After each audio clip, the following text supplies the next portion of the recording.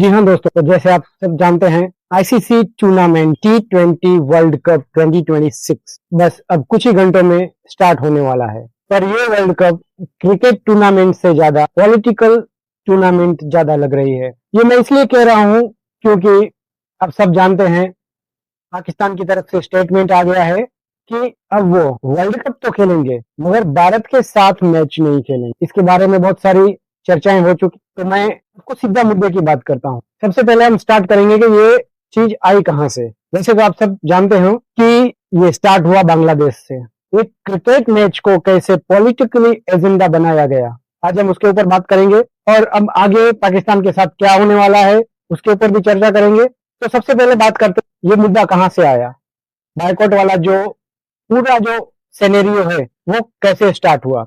तो आप सब जानते हैं कि दीपू चंद्र दास को बहुत ही बेरहमी से बांग्लादेश में मारा गया और इसके ऊपर भारत में कुछ ऐसा माहौल बना कि बांग्लादेश के एक खिलाड़ी जिसे आईपीएल के लिए केकेआर यानी कोलकाता नाइट राइडर ने खरीदा हुआ था, वो खिलाड़ी था मुस्तफिजुर रहमान, जिसे 9 करोड़ 20 लाख में कोलकाता नाइट राइडर ने खरीदा था। मगर ये सब पूरा मामला ऐसा बिगड़ा कि कोलकाता नाइट राइडर को उसे रिलीज करना पड़ा, जैसे कि मुस्तफिजुर रहमान को अपनी टीम से निकालना पड़ा। तो ये पूरा खेल जो है वो वहां से शुरू हुआ। जैसे ही खबर आई कि भाई केकेआर ने मुस्तफिजुर को रिलीज कर दिया है, फिर अभी 12 फरवरी यानी 12 फेब को बांग्लादेश में इलेक्शन है। तो बांग्लादेश की जो फिलहाल पॉलिटिकल पार्टी है जो अंतरिम सरकार चला रही है, उसने एक बड़ा मुद्दा बना लिया क्योंकि इस मुद्दे से उसे बेनिफिट मिल सकता था। और हर कोई पॉलिटिकल पार्टी इस तरह के एजेंडे को चलाती है जिसे उसे फायदा हो। तो अपने पर्सनल प्रॉफिट के लिए, इसे मैं पर्सनल प्रॉफिट इसीलिए कहूंगा क्योंकि ये इसे देश को नुकसान होगा, बांग्लादेश क्रिकेट टीम को नुकसान होगा। तो अपने निजी फायदे के लिए उसने देश के साथ एक तो धोखा किया है। बांग्लादेश क्रिकेट टीम को बहुत बुरी तरह फंसा दिया गया है। और ये मुद्दा इतना बड़ा क्यों बना, क्योंकि इसमें भारत इन्वॉल्व था। भारत ने मुस्तफिजुर रहमान को क्रिकेट खेलने से मना किया। तो लाजमी है कि अगर भारत की इन्वॉल्वमेंट हो और उसमें पाकिस्तान बीच में ना आए, ऐसा हो ही नहीं सकता है। तो पाकिस्तान को एक बैठे बिठाए मुद्दा मिल गया और इसीलिए वो कहता है कि बांग्लादेशी हमारे भाई है। अब उन्हीं बांग्लादेश को वो अपना भाई कहता है। उनको पता होगा बांग्लादेश का इतिहास क्या है। ये वो बांग्लादेश है जो कभी पूर्वी पाकिस्तान हुआ करता था और ये वही पाकिस्तान है जिसने बांग्लादेश की क्या हालत की थी उस समय के पूर्वी पाकिस्तान की, मैं कहूंगा, क्योंकि उस समय वो बांग्लादेश नहीं था, पूर्वी पाकिस्तान था। उसी पूर्वी पाकिस्तान में उसने 10 से 72 हालत कर दी थी पूर्वी पाकिस्तान की और उनके ऊपर इतने जुल्म हुए और उनके लाखों लोगों को मारा गया। एक अनुमान के मुताबिक पूर्वी पाकिस्तान में 1971 से पहले जो कत्लेआम हुआ उसमें इन्हीं बांग्लादेशियों की, जो आज बांग्लादेशी बोल रहे हैं खुद को, वो कभी पूर्वी पाकिस्तान का हिस्सा हुआ करते थे, ये जो इनके मुस्लिम बिरादर हैं, जो मुस्लिम भाई हैं, इन्हीं मुस्लिम भाइयों को उस वक्त के पाकिस्तान ने 30 से 40 लाख लोगों को मारा। तभी वो पाकिस्तानी नहीं थे, तभी वो इनके भाई नहीं थे। ये मुसलमान तब भी थे, मगर आज जो इनके ये जो भाई बने खड़े हैं पाकिस्तानी, क्या वो उनको पता नहीं था कि ये हमारे ही भाई हैं? तो उनके 30 से 40 लाख लोगों का कत्ल किया गया। समझ रहे हैं आप? 30 से 40 लाख इंसानों को मारा गया। बहुत बड़ी संख्या कही जाती है, ये छोटी मोटी बात नहीं है। और ये किसने किया? इन्हीं पाकिस्तानियों ने। तकरीबन 4 से 5 लाख महिलाओं के साथ अत्याचार हुआ, उनका बलात्कार हुआ।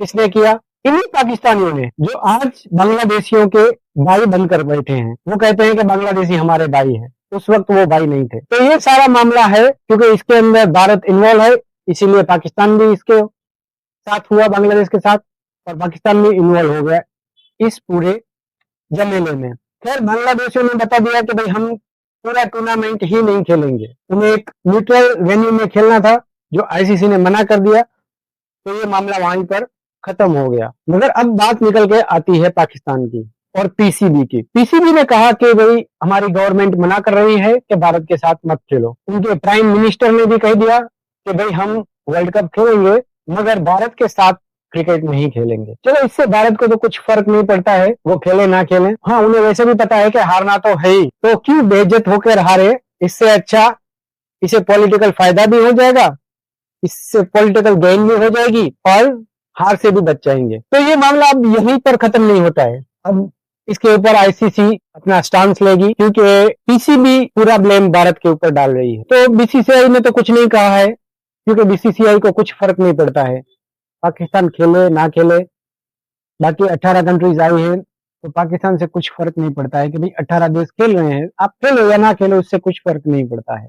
और पीसीबी को लगता है कि इससे भारत को बहुत बड़ा नुकसान होगा। अभी कितना नुकसान होगा उसकी बात भी हम करेंगे, मगर पीसीबी का मानना है, जो कि ये पीसीबी का एक्चुअली नहीं है, वो स्टांस है पाकिस्तान गवर्नमेंट का। हाँ, मगर क्रिकेट इन्वॉल्व है तो इसे हम पीसीबी की तरह ही देखेंगे कि भाई पीसीबी का मानना है। तो हम समझ लेते हैं कि भाई पीसीबी का मानना है कि इससे भारत को बहुत बड़ा नुकसान पहुंचेगा, और उनकी इच्छा यही है कि भारत को बहुत बड़ा नुकसान पहुंचाया जाए क्रिकेट में, फाइनेंशियली और इंटरनेशनल लेवली। तो खैर, अंतरराष्ट्रीय लेवल पर तो इससे कुछ भारत को फर्क नहीं पड़ने वाला है, और ना ही क्रिकेट में कुछ फर्क पड़ने वाला है। हाँ, थोड़ा रेवेन्यू कम जनरेट होगा, मगर अभी भारत क्रिकेट बोर्ड के पास इतना पैसा है कि इस रेवेन्यू से कुछ इसे फर्क नहीं पड़ने वाला है। मगर अब आगे जाकर बात आती है कि भाई ऐसे ही सीधा बना कर दिया तो क्या इसके ऊपर कोई आईसीसी स्टांस नहीं लेगा? हाँ, जरूर लेगा, क्योंकि आईसीसी ने पाकिस्तान के साथ एक जो ये मेंबर पार्टिसिपेशन एग्रीमेंट साइन है, उसके तहत जरूर कार्रवाई भी होगी पीसीबी के ऊपर। क्योंकि अभी तो आईसीसी ने पीसीबी को कहा है कि भाई आपकी गवर्नमेंट जो भी कहती है उससे हमें कोई लेना देना नहीं है। अगर आप अपना मैच भारत के सामने नहीं खेलना चाहते तो आप हमें लिख कर दीजिए, और जब ये लिख कर देंगे तब फिर आईसीसी उसके ऊपर एक अपनी कार्रवाई करेगा। और आप सब जानते हैं कि ये कोई छोटी मोटी कार्रवाई नहीं होगी, क्योंकि भारत और पाकिस्तान का एक बहुत बड़ा मैच होता है, और तकरीबन इस मैच के ऊपर 5,000 करोड़ का नुकसान हो सकता है अगर ये मैच नहीं खेली गई तो ऐसा समझ लीजिए कि इस मैच के ऊपर 5,000 करोड़ इन्वेस्ट किए हुए हैं। तो जिसने भी ये इन्वेस्ट किए हुए हैं वो अपना पैसा मांगेंगे। जैसे इसका जो ब्रॉडकास्टिंग राइट है वो जियो स्टार के पास है, तो अगर ये मैच नहीं खेला गया तो जियो स्टार आईसीसी से पैसा मांगेगी कि भाई हमने आपके साथ एग्रीमेंट किया हुआ है इस पूरे टूर्नामेंट का, अगर इस टूर्नामेंट में किसी तरह की भी दिक्कत होती है तो उसकी जवाबदेही आईसीसी की होती है। तो जियो स्टार जो है, जिसने इसका पूरा ब्रॉडकास्टिंग राइट खरीदा हुआ है, वो आईसीसी को कोर्ट में लेके जाएगी। और आप जानते हैं कि जियो स्टार जो है वो मोटा भाई की कंपनी है। हाँ, हमारे मोटा भाई गुजरात के मुकेश भाई अंबानी। तो अब एक बात मैं आपको बता दूं कि गुजराती लोग, खासकर जो गुजराती और मारवाड़ी कम्युनिटी है, वो अपना नफा नुकसान खुद देखती है, क्योंकि ये बिजनेस कम्युनिटी है, इन्हें और कुछ नहीं आता बिजनेस के अलावा। तो ये जो दो कास्टें हैं, जो मारवाड़ी और गुजराती, तो ये कुछ भी अगर होता है तो इसकी लिखा पढ़ी करवाते हैं। वो तो अपने भाई को अगर 200 रुपए देंगे तब भी लिखा पढ़ी करेंगे कि भाई तू लिख के दे कि तू मेरे से 200 रुपए ले रहा है और फिर कब वापस लौट आएगा। वो अपने खुद के भाई से भी लिखा कर लेते हैं कि भाई तुमने मुझसे 200 रुपया लिया है और तू मुझे कब वापस लौटा रहा है। तो ये तो मिलियंस ऑफ डॉलर की बात चल रही है। तो गुजराती लोग हैं तो फिर स्वाभाविक है कि इसके बीच सब एग्रीमेंट बने होंगे। जियो स्टार ने भी कुछ एग्रीमेंट साइन किए होंगे आईसीसी के साथ, और उस एग्रीमेंट के तहत अगर जियो स्टार को इस मैच से कुछ नुकसान होता है तो वो आईसीसी से मांगेगी। और आईसीसी के बोर्ड ऑफ चेयरमैन हैं वही मोटा भाई के सुपुत्र, नहीं धीरू भाई की बात नहीं कर रहा हूँ, ये हमारे दूसरे मोटा भाई हैं अमित शाह जी, उनके सुपुत्र हैं जय शाह, जो आईसीसी के चेयरमैन हैं। तो जैसे ही मैंने कहा कि भाई हमारे यहाँ तो रिवाज है कि भाई 200 रुपये अपने भाई को दो तो उसकी लिखा पढ़ी कर लो, तो वैसे ही जय शाह भी गुजराती कम्युनिटी से आते हैं। तो फिर वही बात आ गई कि उन्होंने भी पाकिस्तान से जो एग्रीमेंट साइन करवाए हैं, सारे बोर्ड से करवाए होंगे, तो उसमें पाकिस्तान भी शामिल है। तो ये जो पाकिस्तान के साथ जो एग्रीमेंट बना है, तो उस एग्रीमेंट के हिसाब से वह भारत के साथ मैच खेलने का एग्रीमेंट बना चुका है। न्यूट्रल वेन्यू के ऊपर पाकिस्तान ने ये एग्रीमेंट साइन किया है कि हम भारत के साथ मैच खेलेंगे, मगर भारत के अंदर नहीं खेलेंगे, न्यूट्रल वेन्यू में हम मैच खेलेंगे। और इसीलिए पाकिस्तान की सारी मैचें, जितनी भी पाकिस्तान की जो मैचेस हैं, वो न्यूट्रल वेन्यू में खेली जाएंगी, यानी सारी की सारी मैच वो श्रीलंका में खेलेगा। तो एग्रीमेंट के ऊपर तो ये सारी बातें लिखी हुई है कि भाई आपको न्यूट्रल वेन्यू में खेलना है। अब आप भारत से बायकॉट नहीं कर सकते, और अगर आप भारत से बायकॉट करेंगे खेलने से, तो फिर आईसीसी आपको ऐसे चपड़े में लेगा कि आपको अपनी नानी याद आ जाएगी। क्योंकि इसके ऊपर देखिए, ये सीधी बात है, ये कोई बच्चों का खेल तो है नहीं। इसके ऊपर मिलियंस ऑफ डॉलर्स लगे हुए रहते हैं। ये ऐसा नहीं है कि बचपन में हम खेलते थे कि भाई जिसका बैट है वो खेलेगा, उसको मजा आया तो खेलेगा, उसकी बैटिंग आ गई तो अपने वो बैट लेके चला जाएगा, बोलता है मैं नहीं खेलूंगा। ये तो इस तरह का हुआ, मगर ये वो बचपन वाला खेल नहीं है। ये पूरा जो सिस्टम चल रहा है, वो पूरा cricket board, ICC international cricket council चला रहा है, और उसके तहत जो भी चीजें आती होंगी वो अब पाकिस्तान के ऊपर होंगी। जब पाकिस्तान ये लिख कर देगा कि भाई हम भारत के साथ मैच नहीं खेलेंगे, हम भारत के साथ होने वाले मैच का बायकॉट करते हैं, और उसे वो लिख कर देना पड़ेगा। रीजन वो जो भी बताए, मगर उससे वो लिख कर देना पड़ेगा। तो पाकिस्तान के पास वैसे तो कोई रीजन भी नहीं है, क्योंकि वो ये भी नहीं कह सकता कि भाई बांग्लादेश नहीं खेल रहा है तो हम नहीं खेलेंगे। ऐसा कोई एग्रीमेंट नहीं बना हुआ है कि एक दूसरी टीम नहीं खेलती है तो फिर आप बोल सकते हैं कि भाई वो नहीं खेल रही तो हम भी नहीं खेलेंगे। बांग्लादेश का एक अलग फंडा था, वो सॉल्व हो गया। बांग्लादेश इसके ऊपर आगे नहीं जाना चाहता था, तो इसने कोई कानूनी कार्रवाई भी नहीं की, वो कोर्ट में नहीं गया। उसने बोला ठीक है, आईसीसी ने हमें निकाल दिया, आईसीसी मना कर रही है न्यूट्रल वेन्यू पर हमें खेलने के लिए, तो हम इस वर्ल्ड कप में नहीं खेलेंगे, बात खत्म हो गई। मगर पाकिस्तान ने इसे जो पॉलिटिकल एजेंडा बनाया है भारत के खिलाफ, वो उसे बहुत महंगा पड़ेगा। और सब लोग मानते हैं कि भाई भारत भी इसमें पॉलिटिक्स कर रहा है, जो कि पाकिस्तानी मीडिया बोल रही है कि भारत भी, पहले शुरुआत भारत ने की, भारत इसे पॉलिटिकली यूज कर रहा है। तो मैं आपको बता दूं कि भारत इसके अंदर कोई पॉलिटिक्स यूज नहीं कर रहा है। हाँ, अगर भारत पॉलिटिक्स यूज करता तो आप आज बोलते कि भाई हम भारत में ही क्रिकेट खेलेंगे, क्योंकि आपकी इतनी औकात नहीं है कि आप भारत के सामने ये बात कर सकें कि भाई हम ऐसा नहीं करेंगे, हम वैसा नहीं करेंगे। इतनी आपकी औकात नहीं है। तो भारत ने अभी तक इसे पॉलिटिकली मुद्दा नहीं बनाया है। अगर भारत अपने पर आ जाए और इसे एक पॉलिटिकल इश्यू बनाए, तो अभी कुछ दिनों से जो बहुत बड़ी चर्चा चल रही थी कि भाई डोनाल्ड ट्रंप ने, जो खुद को पूरी दुनिया का बॉस समझते हैं, उन्होंने भारत के ऊपर इतने सारे टैक्सेस लगा दिए हैं कि अब भारत की हालत खराब हो जाएगी। ये बहुत पॉलिटिकल इश्यू है जो मैं बता रहा हूं कि पॉलिटिकल, भारत जब पॉलिटिक्स में इन्वॉल्व होता है, किसी भी चीज को जब भारत पॉलिटिकली एनालिसिस करता है, और भारत जब पॉलिटिकल इन्वॉल्व होता है, जो इसके अंदर हमें ये दिखाई नहीं दे रहा है कि भारत ने पॉलिटिकली अपना इन्वॉल्वमेंट क्रिकेट के अंदर अभी किया हुआ है, नहीं। तो इसके अंदर ऐसे कोई भी दिखाई नहीं देता है कि भारत इस एजेंडे के अंदर पॉलिटिकली इन्वॉल्व है। तो जी नहीं, अभी पॉलिटिकल इन्वॉल्वमेंट इस मुद्दे पर नहीं है। तो इसलिए मैं आपको ये समझाने की कोशिश कर रहा हूं कि डोनाल्ड ट्रंप साहब ने समझा था कि भाई भारत को हम इस तरह से टैक्सेस डाल के, यानी उसे झुकने पर मजबूर कर देंगे। इतने ये समझ लो कि भारत ने पूरी तरह से अमेरिका को कह दिया कि आप जाओ बाहर में। कहा जाओ? आप जाओ बाढ़ में, हमें आपसे कोई मतलब नहीं है। आप जितने चाहो उतने टैक्सेस लगाओ भारत के ऊपर, हमें कुछ फर्क नहीं पड़ता है। और अभी 2 दिन पहले ही भाई डोनाल्ड ट्रंप साहब आते हैं और कहते हैं कि अब भारत के ऊपर हमने टैक्सेस कम कर दिए हैं। तो ये भारत की पावर है जो यूएसए को झुका सकता है, और जो यूएस को झुका सकता है, तो आप चुट्टे से पाकिस्तानी अपने आप को क्या समझते हो? कि आप भारत को झुकाओगे।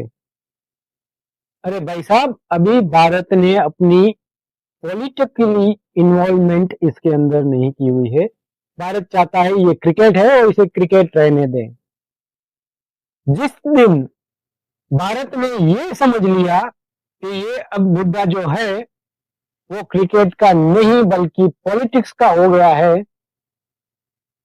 तो उसी दिन आपकी उल्टी गिनती चालू हो जाएगी। ये आप समझ लीजिए पाकिस्तानी,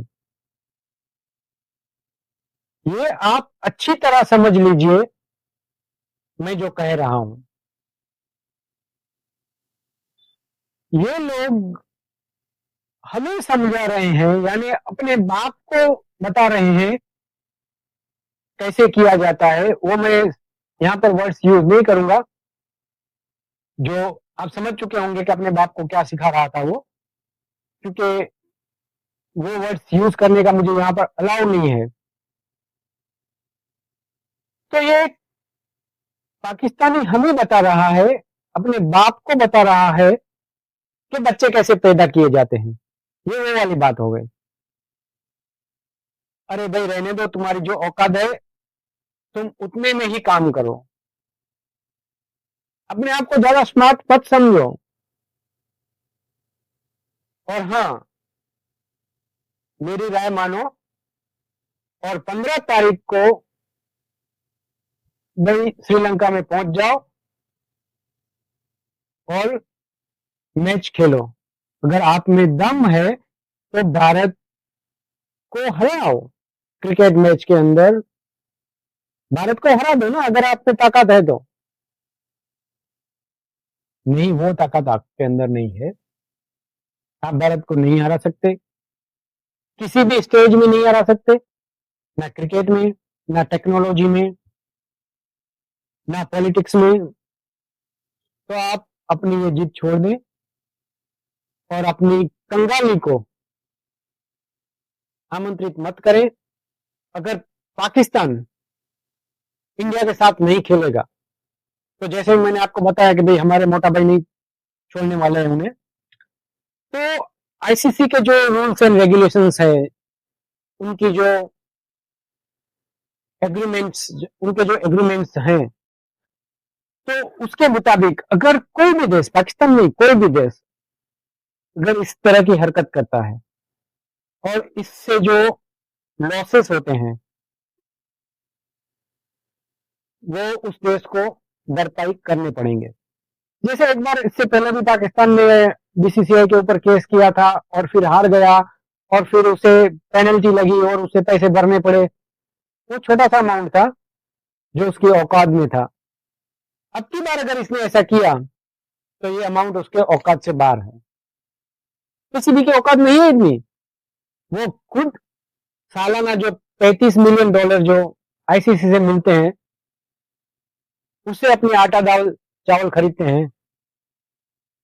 तो समझ लो अगर ये मैच कैंसिल होता है, नहीं खेला जाता है, तो तकरीबन 400 से 500 मिलियन डॉलर्स का नुकसान होगा और वो आईसीसी अपनी जेब से नहीं चुकाएगा। वो आईसीसी वसूल करेगा पाकिस्तान से कि भाई $500 का, सॉरी $500 मिलियन का जो नुकसान हुआ है आपकी वजह से, सो कृपया करके आप अपना अमाउंट जमा कराइए। जो सालाना $35 मिलियन जिसे मिलते हैं और उससे वो अपना दाल चावल खरीदता है, उससे सबसे पहले तो ये 500 मिलियन पेमेंट करना पड़ेगा, जो भी 400-500 मिलियन के अबाउट जो अमाउंट है, जिसमें एडवर्टाइजमेंट वाले, फिर ब्रॉडकास्टिंग वाले, वो सारे जो चीजें होती हैं वो सब आ जाएंगी। तो वो जो नुकसान होगा वो पाकिस्तान को पेमेंट करना पड़ेगा, पीसीबी को पेमेंट करना पड़ेगा।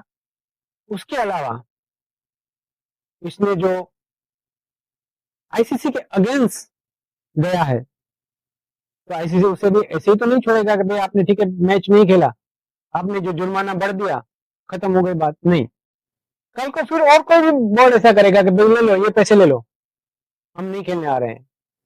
तो फिर मतलब क्या है आईसीसी का, इंटरनेशनल क्रिकेट काउंसिलिंग का मतलब क्या रह जाएगा फिर। तो इसकी वजह से पाकिस्तान की इसी वजह से फिर शायद उसके ऊपर और सारे सैंक्शन भी लग सकते हैं। शायद कोई टूर्नामेंट आने वाले समय में पाकिस्तान में आईसीसी इवेंट ही ना करे। छोटे बड़े जो भी टूर्नामेंट होते हैं उसका इवेंट अभी शायद आईसीसी पाकिस्तान में नहीं करेगी, मुझे ऐसा लगता है। क्योंकि आईसीसी भी तो देखेगी ना सब कुछ, कि भाई आप ऐसे आपको जो मजा है वो जैसा जो आपको अच्छा लगा वो आपने कह दिया कि भाई हम ये करेंगे, हम वो नहीं करेंगे, हम ऐसा करेंगे, हम वैसा नहीं करेंगे। तो आईसीसी भी अपना स्टांस लेगी, आईसीसी भी अपनी कार्रवाई करेगी। और अगर 15 तारीख को पाकिस्तान नहीं खेलती है तो शायद समझ लो पाकिस्तान क्रिकेट तबाह हो जाएगी। क्योंकि किसी भी बोर्ड को अगर पाकिस्तान में खेलने के लिए जाना होगा तो उसे आईसीसी की परमिशन चाहिए, क्योंकि ये सब शेड्यूल बने रहते हैं। पूरे क्रिकेट के लिए 1-2 महीने का खेल नहीं रहता है, वो 2-5 साल का पूरा शेड्यूल रहता है। और अगर वो शेड्यूल डिस्टर्ब होता है तो आईसीसी सोचेगी कि अब पाकिस्तान के साथ क्या किया जाए। और मुझे नहीं लगता कि पाकिस्तान भी इतना रिस्क लेगा। अभी बात कर रहा है, चलो नेगोशिएशन चल रहे हुए, वो समझता है कि मैं हम नेगोशिएशन करेंगे और हम अपनी बात मनवा लेंगे, बट ऐसा नहीं होगा। या फिर पीसीबी के पास क्या इतना पैसा है कि वो इन सब पेमेंट कर सकेगा? ये जो अमाउंट है जो 400 से 500 मिलियन का, ये तो सिर्फ एक ही मैच का मैं बता रहा हूँ। और जो नुकसान होंगे, दूसरे बोर्ड को नुकसान होंगे, इसके रेवेन्यू में जो नुकसान होगा, और ये जो बदतमीजी उसने की है, आईसीसी की रेपुटेशन के ऊपर जो बात आएगी, तो क्या आईसीसी उसे छोड़ेगी? तो आपके विचार हमें साझा करें, प्लीज हमें कमेंट करके बताएं कि आपको क्या लगता है। और हाँ, अगर वीडियो अच्छा लगा हो तो अपने दोस्तों को शेयर करें और लाइक का बटन दबाकर हमें प्रोत्साहित करें। और अगर हमारे चैनल पर पहली बार आए हैं तो चैनल को सब्सक्राइब जरूर करें, ताकि नेक्स्ट वीडियो में हम फिर से मिल सकें। तब तक के लिए जय हिंद, जय भारत।